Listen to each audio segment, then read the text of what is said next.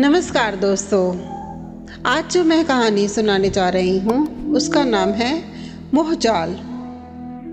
एक संत एक सेठ के पास आए। सेठ ने उनकी बड़ी सेवा की।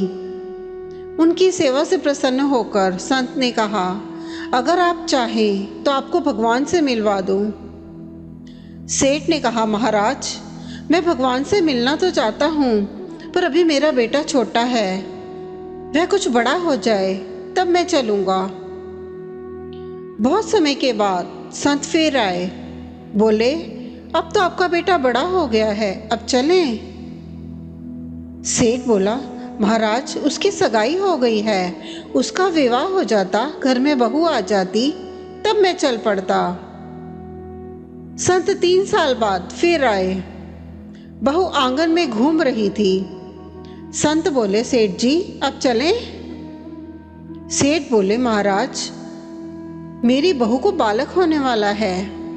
मेरे मन में कामना रह जाएगी कि मैंने पोते का मुंह नहीं देखा। एक बार पोता हो जाए तब चलेंगे।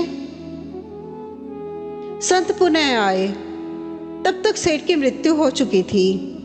ध्यान लगाकर देखा तो वह सेठ बैल बना सामान ढो रहा था। संत बैल के कान में बोले, अब तो आप बैल हो गए, अब भी भगवान से मिल लें।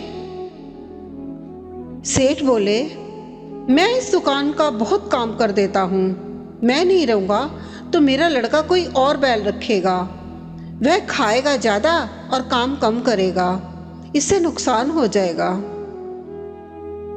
संत फिर आए। तब तक बैल भी मर गया था।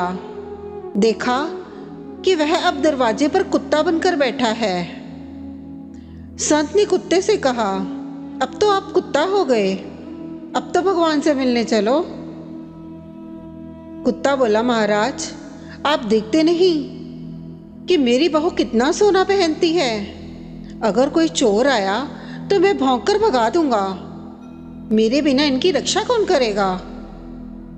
संत चले गए। अगली बार कुत्ता भी मर गया था और सेठ गंदे नाले पर मेंढक बने टर टर कर रहा था।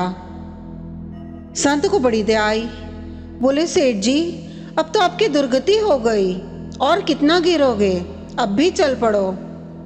मेंढक क्रोध से बोला, महाराज, मैं यहाँ बैठकर अपने नाती पोतों को देखकर प्रसन्न हो जाता हूँ। और भी तो लोग हैं दुनिया में, आपको मैं ही मिला हूँ भगवान से मिलाने के लिए।